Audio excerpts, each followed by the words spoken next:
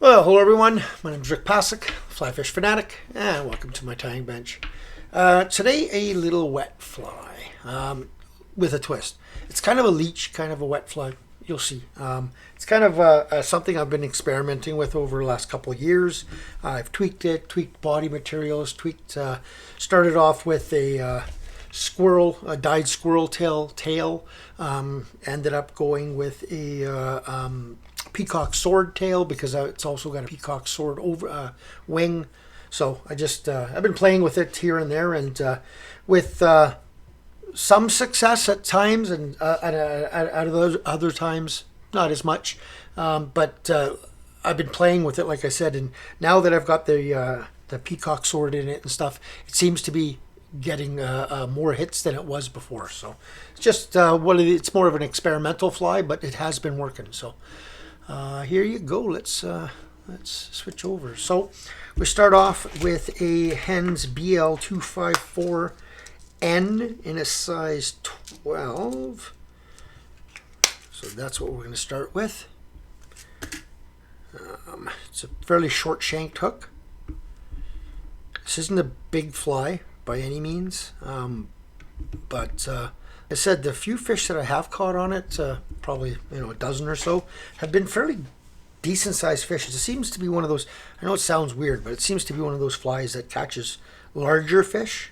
So we're going to start off with some Semperfli Nanosilk in, this one happens to be, I think it's lime green. I think that's what they call it. Yeah, lime green.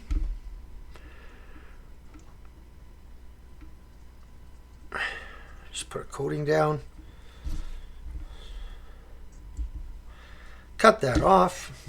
Get some peacock sword. I don't want too much for the tail here. I only want about 3 or 4 of the swords here. Let's see. There we go, right there.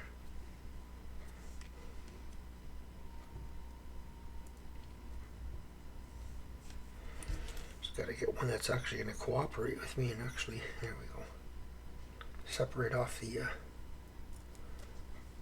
so this peacock sword, just so you guys can see what that is. So I'm just taking, I think this got about 4 or 5, but that's okay. And I don't care if they're not perfectly lined up. I do want to, if possible, put these in a way where they actually swoop upwards. So, like so. I want about the length of the body, about like that.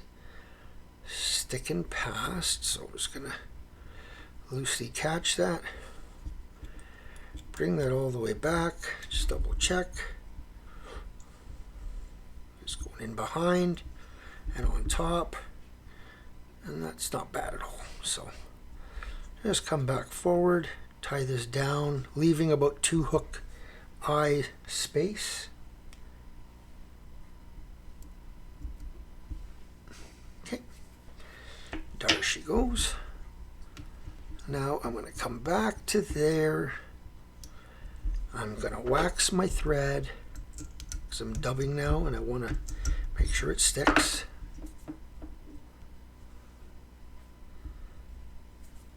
Dog hair or something in there. Hey, that might be better luck anyway. Okay, so now here I'm going to take the Hens number 4, the Hens hard dubbing. Sorry, the hard dubbing in the number 4. It's kind of a yellowy green. Pull out. This stuff's amazing. Especially, I love how spiky this stuff can get when you dub it on. Don't dub it too tight. Once it catches, like there, you can give it a twist.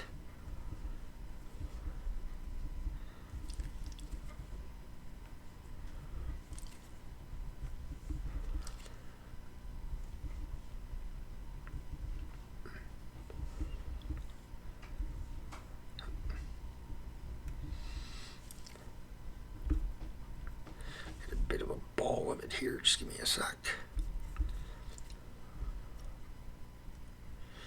Didn't dub that on very nice. Yeah, you know what? I'm just going to take that off.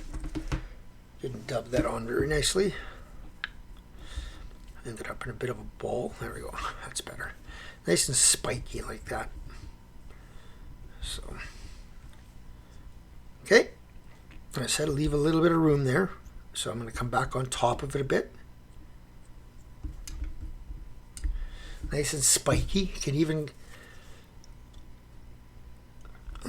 zoom in for you guys just a wee tad. Okay, I'm just going to spiky it up even more, just a little bit. There you go. So now I'll take another 3, 4, 5 pieces of the sword here. It's up to you how much of a wing you want. And now this time I want the wing to be going down, right? So I want it to no longer than the tail. So about there. Just tie it on with a couple, 3 wraps.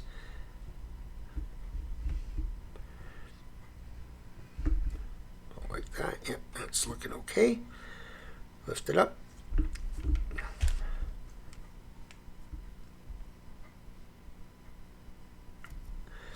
It's the fun thing about fly tying, at least for me. I love experimenting with stuff and seeing what does and what does not work. So I'm taking elements from all the kinds of different flies and putting them together sometimes, right? Pheasant skin, going to take one of these wet fly, the softer ones up top here. This is a whole skin, so I just gotta find one that's not too long for this fly, because a lot of these that are left on here are fairly long. So that one there should be good. Yeah. So now I'm gonna take all the fluff, underbody fluff off. I'm left with a prepped feather. Gonna tie this in by the tip. So I want to get about 2 to 3 turns out of this, so you just have to judge how much to strip. Hold that all back. Take your scissors. Actually, I'm going to leave that. That one looks okay. So sometimes I'll leave them when they look okay, the tie-ins, and that one looks okay. So when you fold it back. So again, here I'm just folding my material back just to make sure it trains backwards. I'm going to give it 1, 2, I'll give it another 1 or 2. I like this being a little bit on the, slightly on the heavier dressed on the front here. Usually you'll use up a whole feather, but let's see. Yeah, I'll give it 1 more. So that's 4 turns.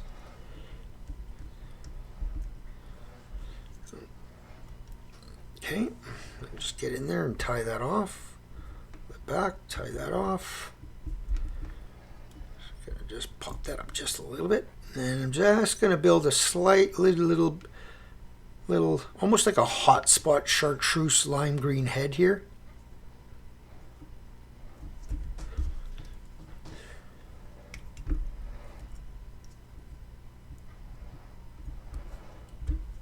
One set, second set. So it's almost like an Alexandra kind of leech kind of. It's like I said, it's a mix of a wet fly and an Alexandra and a leech, and it, like I said, it's been at times pretty darn good. So,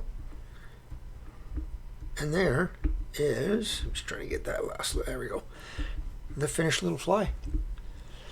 This thing has a ton of movement when it's in the water, and that peacock sword really attracts them. So. Alrighty, hope you guys enjoyed that. Like I said, experimental fly.